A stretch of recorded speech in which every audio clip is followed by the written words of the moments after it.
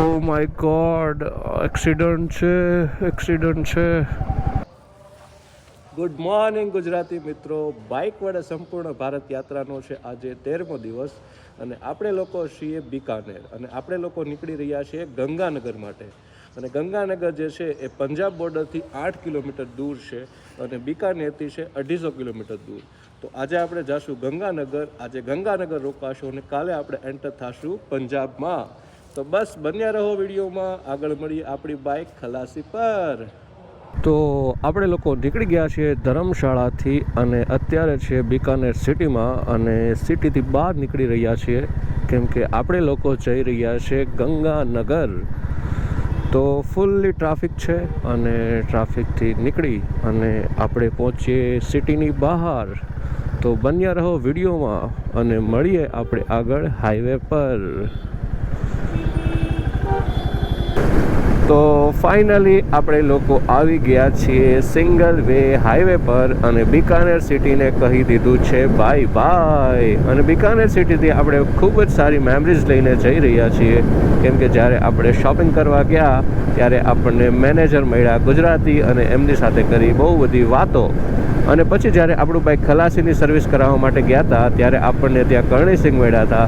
તો એમની સાથે પણ બહુ બધી વાતો કરી, એકબીજાનું કલ્ચર શેર કર્યું. અમને ખૂબ જ આનંદ કર્યો અને બહુ મજા આવી બિકાનેરમાં. અને અત્યારે કહી દીધું છે બિકાનેરને બાય બાય અને હવે આપણે જઈ રહ્યા છીએ શ્રી ગંગાનગર.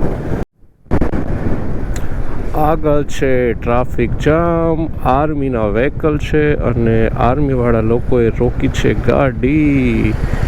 આગળ શું મેટર છે ખબર નથી પણ છે આગળ આર્મીના માણસો અને રોકી રહ્યા છે. રસ્તો થઈ ગયો છે ક્લિયર અને આપણે બી નીકળી ગયા છીએ. તો આવા કંઈક વ્હીકલ છે જે અનલોડ થતા હતા જેના કારણે બાઇકો અને ગાડીઓને થોડી વાર વેઇટ કરવા માટે કીધું હતું.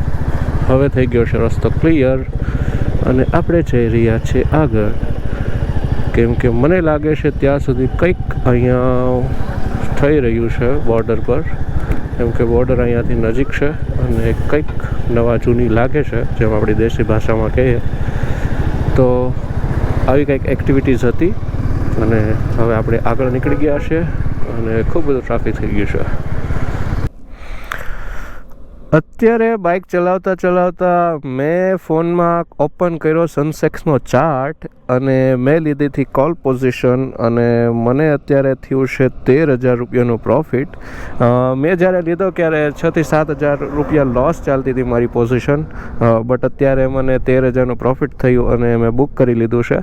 તો બસ મને એવું લાગતું હતું કે સેન્સેક્સ નિફ્ટી બહુ સમયથી પડી રહ્યા છે તો એક પુલ બેક આવી શકે એ બેઝિસ ઉપર મેં એક ટ્રેડ લીધો હતો.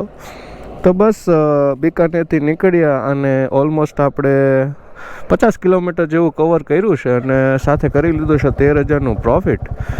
તો બસ નીકળીએ હવે શ્રી ગંગાનગર તરફ અને મળીએ આગળ નવા મોમેન્ટ સાથે.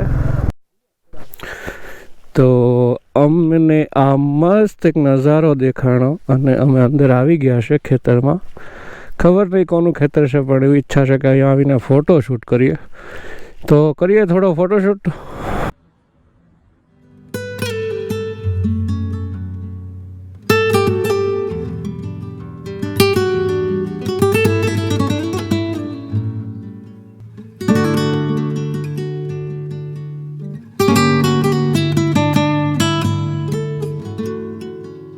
અને આ ભાઈ છે જે મસ્ત પૈણો ઉડાડતા જઈ રહ્યા છે એને પાછળ કોઈ આવે છે એમનો પૈણો ઉડે છે એનાથી કોઈ મતલબ નથી.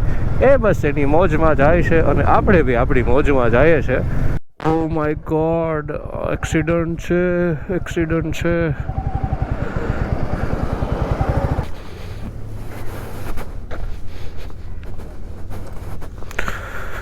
બહુ જ ખતરનાક એક્સિડન્ટ થયેલું છે અને કોણે કર્યું ખબર નથી પણ કોઈ ઊભા નથી રહેતા.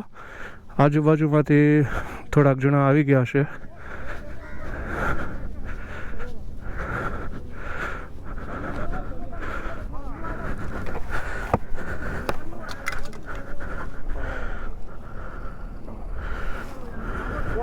वो गयो बच्चे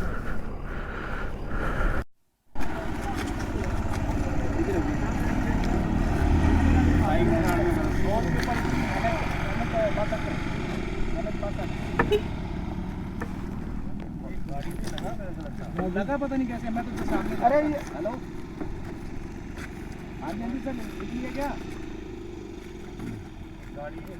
તો બહુ ખતરનાક એક્સપિરિયન્સ હતું કેમ કે જે પ્રકારે એક્સિડન્ટ થયું હતું એ ભાઈના મોઢા અને માથામાંથી બધેથી લોહી નીકળતું હતું અને થોડી વાર તો જઈને અમે લોકો ડરી ગયા કે અમને એવું હતું કે કદાચ અમારી નજરની સામે ડેથ થવાની છે બટ એક વસ્તુ મેં જોઈ કે આર્મીની વેન નીકળી આર્મીના ઓફિસરો નીકળ્યા એક બી ઊભા ન રહ્યા અને જ્યારે હું કહેતો હતો કે આ ભાઈને સાઈડમાં લઈ લે તો કોઈ અડવા માટે રાજી નહોતું બટ એક પંજાબના કોઈક હતા જેમણે કીધું કે હા ભાઈ આપણે સાઈડમાં લઈ લેવા જોઈએ પછી એમણે સાઈડમાં લીધા અને પોલીસને ફોન કર્યો અને એમ્બ્યુલન્સમાં એ ભાઈને બેઠાડ્યા હવે આગળ ભગવાનની ઈચ્છા એમની સાથે શું થાય પણ બહુ જ ડેન્જર એક્સપિરિયન્સ હતો અમારો કેમ કે જ્યારે અમે જતા હતા રસ્તો ઓપન હતો પણ સડનલી ભાઈ એનું એક્સિડન્ટ થયેલું રસ્તા પર આવી ગયું ક્યારે કઈ રીતના એને ઓવરટેક કરતા છે કેમ એક્સિડન્ટ થયો છે એનો ખ્યાલ નથી પણ જો તમે પણ ચલાવો છો આવી રીતના સિંગલ હાઈવે પર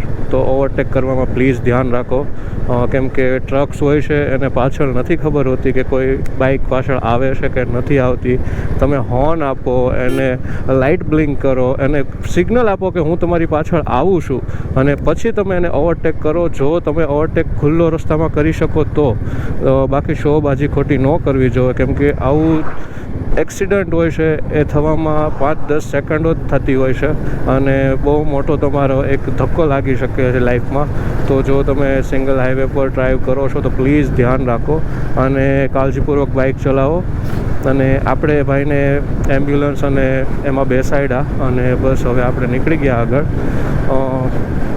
બસ મારી પાસે કોઈ શબ્દો નથી અને હું વિચારવા માંડ્યો છું કે બહુ ડેન્જરસ છે તો મળીએ આગળ તમને સામે ભાઈ દેખાય છે ને એ છે ને ગુજરાતમાં રહી ચૂક્યા છે 2008માં અને પટારમાં રહેતા અને પ્લાયવુડનો ધંધો કરતા એટલે જ્યાં અમે આવ્યો છે ને ત્યાં ગુજરાતી મળે છે એટલે ખૂબ આનંદ થાય કે ભાઈ શું વાત છે આપણા ગરવી ગુજરાતની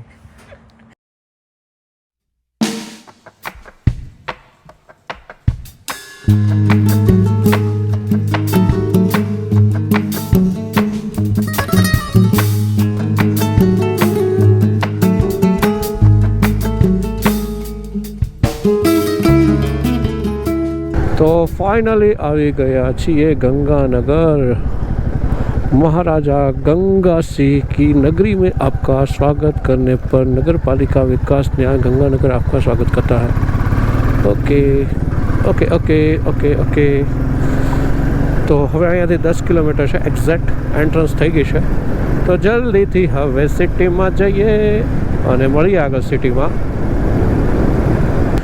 આવી ગયા છીએ ફાઇનલી સિટીમાં અને આપણે જઈ રહ્યા છીએ આપણા રેસ્ટ પ્લેસ પર તો બસ રેસ્ટ પ્લેસ પર જાશું અને સામાન કરીશું અનલોડ કરીને પછી નીકળીશું રખડવા એટલે પહોંચીએ હવે રેસ્ટ પ્લેસ પર કેમ કે થાકી ગયા છીએ અને બસ આરામ કરશું તો બસ આજનો વ્લોગ અહીંયા જ પૂરો કરીએ અને કાલે નીકળીશું આપણે પંજાબ તો મળીએ કાલે નવા વ્લોગ સાથે હર હર મહાદેવ